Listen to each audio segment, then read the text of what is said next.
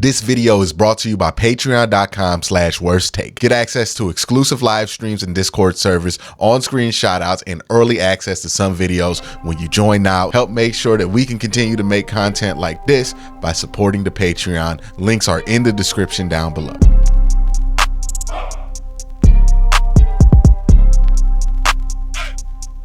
So I watched every single game from the Browns 2023 season, including the playoffs, and I learned a lot from doing it. And the reason I wanted to do it is that once the season ends, we spend a lot of time talking about what happened last season, but we're talking about what happened from last season off a recollection of something that might have been 3 or 4 months ago, which means that there's a lot of small details, a lot of context that gets lost in these conversations, and a lot of stats take over the narrative versus what you could actually see when you watch the game. And it creates a lot of false perception around the season. So that's what I wanted to do. I wanted to go see what perceptions that exist about this season were false, what weren't, and really learn from that. Now, this is just an overview of everything that I've learned. If you want to know more in detail about why I feel the way that I feel from this rewatch, feel free to go through the playlist on the homepage of my channel, where I have the entire playlist and the videos where I watch all of these games and give you my reactions with film breakdowns and everything else in there. This is not going to be a comprehensive review. This is just going to be a overview of a larger series. So that being said, what narratives do I think got busted from this rewatch? Like narratives that exist that I'm like, definitely not true. Watson was bad in 2023. This is a narrative that gets more popular or less popular depending on what corner of the internet that you're in. But it's just not true. Deshaun Watson wasn't amazing in 2023. He wasn't what I would call a top 10 quarterback in 2023. But he was objectively above average. Like, he just was not anywhere that I would describe him as bad. I thought he did a really good job of managing the game. I thought he did a really good job of maintaining leads and then extending them. He was excellent in the fourth quarter. And if we get more of what Deshaun was able to do in the fourth quarter of games for all quarters of games next season, then that will be a top 10 to top 5 quarterback that you see out there.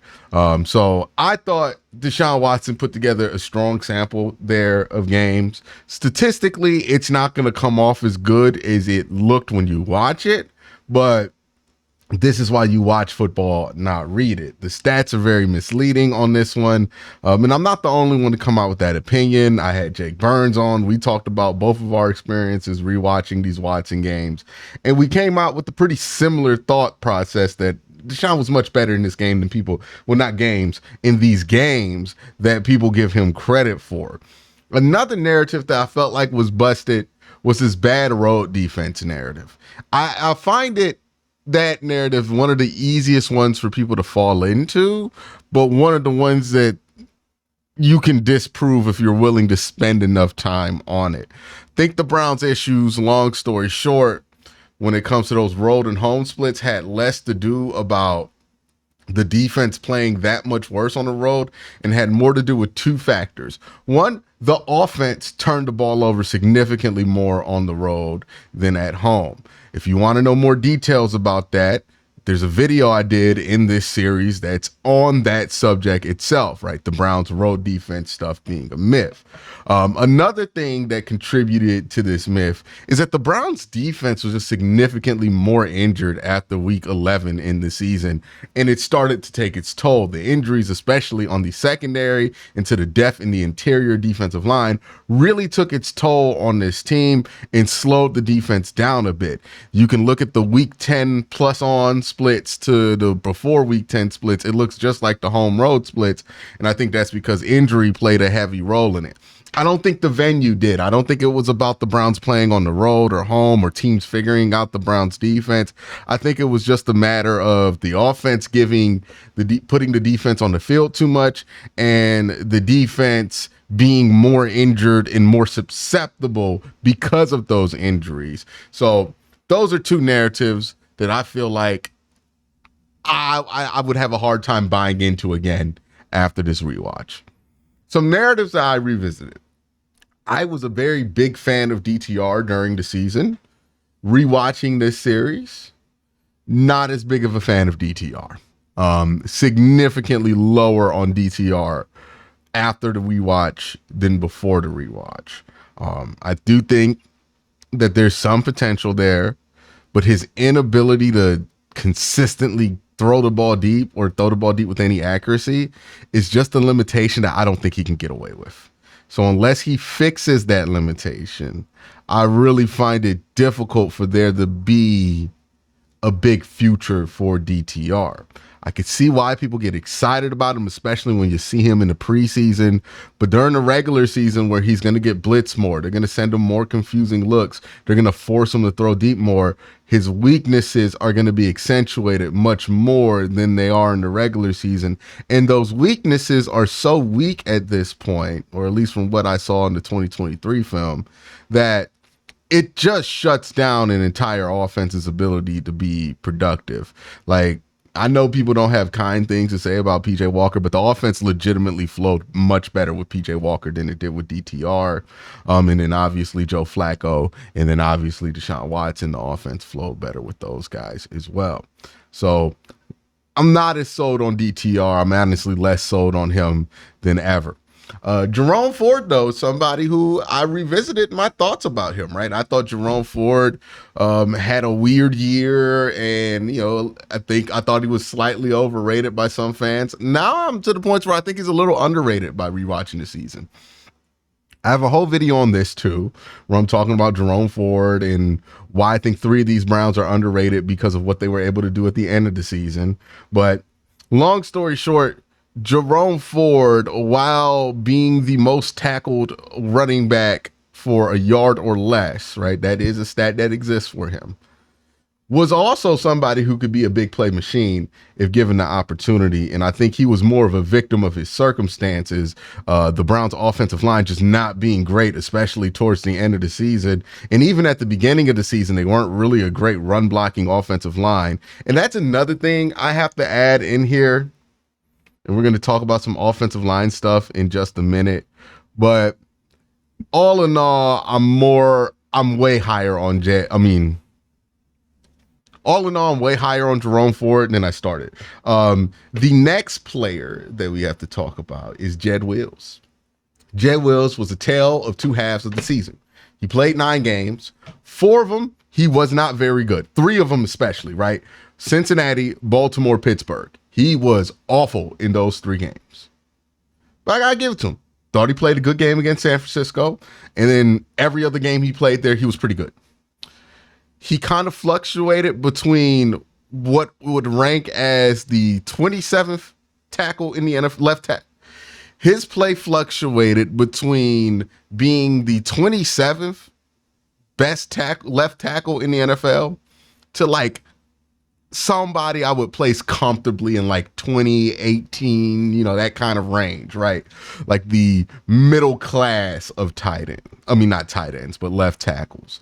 So with Jed, it's about finding consistency. Is this offense going to be when he finds that consistency in? That's going to be a question. Nick Chubb, we got to talk about it because I just saw 6 quarters of Nick Chubb, and it reminded me of how big of a deal it is that Nick Chubb got hurt, and how much of a big deal it is that instead of not having Nick Chubb for most of the season, the Browns are expecting to get Nick Chubb for most of the season. That's a huge deal. And I don't think people are underrating or undervaluing Nick Chubb. I think everybody loves Nick Chubb and is excited to see Nick Chubb, but his value to the team is hard to put in context when you aren't consistently watching it every week. So even if you're a fan of Nick Chubb, it's real easy for you to get in a mindset where you're not factoring him in as much as he probably should be factored in. But this is what I'll say finally I'll say this about Nick Chubb.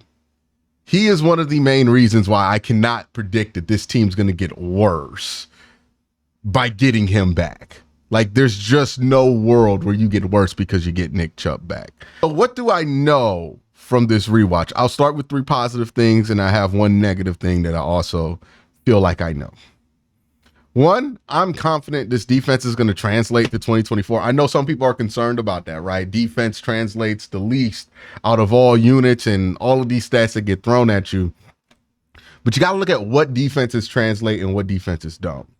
The defenses that tend to have a hard time translating from year to year are some of the more complex ones, right? We talked about Joe Woods. Joe Woods had a good defense in 2021, 2022. Defense was really bad. It's because that was a very complex defense they were running, and they had a lot of turnover in 2022. They brought a lot of new moving pieces in. I don't think the Browns are going to have that problem because the Browns' ability to win on defense was not a matter of schematic brilliance that can get figured out. It was a matter of brute force, and the Browns are returning all the brute force back. That's what was allowing the Browns to win. They just had the better players. They had the better corners. They had the better defensive players. Now, if they go through a bunch of injuries like we saw at the end of last year, yeah, their defense is not going to be as good. But as far as projecting it year to year, it's pretty simple. They're going to be good as long as those players are on the team because that's what made the defense great. They're not a brilliant schematic team. They're not a team that, if you watch the film, you can figure out what's going to be where. No, it's about surviving what the Browns are going to do. You know what the Browns are going to do. It's about surviving it. And that is the advantage that they have and why I'm just 100% confident this defense is going to translate over as long as they stay healthy because the dominance was pretty simple. And when your dominance is that simple, it's easy to translate because you can't game plan against something that you already know is going to happen. Like, yeah, you know Myles Garrett's great. You going to game plan against it? What you going to do? The second thing I feel like I know is that if Watson stays healthy, which I do anticipate that he will be able to stay healthy because outside of his rookie year tearing an ACL and then this last season hurting his throwing shoulder, he has not had a history of missing games because of injury. He played about 59 games straight before he got this injury. He played pretty much the whole 2018 season without injury, 2019 and 2020. 3 seasons in a row without any lingering issues is pretty impressive. And then you add he played maybe 8 games here in Cleveland without getting injured. So it's a pretty impressive number for him. I expect him to be healthy and fully recovered from that shoulder injury. And if he is, he seems like a pretty sturdy guy and he'll be able to stay healthy. And if he does stay healthy, I do think and anticipate that Deshaun Watson will be a positive factor for this team in the fourth quarter. That does not get talked about enough. He was pretty good in every fourth quarter that he played in 2023, even including Pittsburgh. He wasn't bad in that fourth quarter either. He wasn't great, but he wasn't bad in that fourth quarter either. So I anticipate him being a factor in the fourth quarter. That's something else I know. I already talked about knowing about Nick Chubb being a massive difference maker, that even when we know that player is great, it's hard to quantify just how much of a difference he makes. And the one negative thing that I feel like I know about this team, interior offensive line last year was showing its age. And I think it will continue to show its age. They just aren't as good as they used to be. And I think that's just going to be a continuing thing, right? Wyatt Teller's not the guy we remember from 2020. He's still pretty good, but he's not the guy we remember from 2020. Joe Bitonio is not who we remember. The Browns used to have the number 1 guard, the number 1 center, the number 1 right guard. Now they got the 5th best guards on both sides and the 10th best center. That's okay. But that's just where they're at. Right? They used to have the best 2 guards in the league. Now, they got the best 5 in each category. It's a bit down, but it's not terrible. It's not an awful place. There's no reason to go doom and gloom over this. So that's what I feel like I know. So the big question, how did watching 2023 make me feel about 2024? I'm pretty encouraged. If you watch this team for the first 10 weeks of last season, you can see the vision for what this team could be defensively and offensively. You can see the vision of what Deshaun Watson can be for this team. And it's a team that feels like a contender. Now they got to do it. They got to play that well. They got to put it together on tape.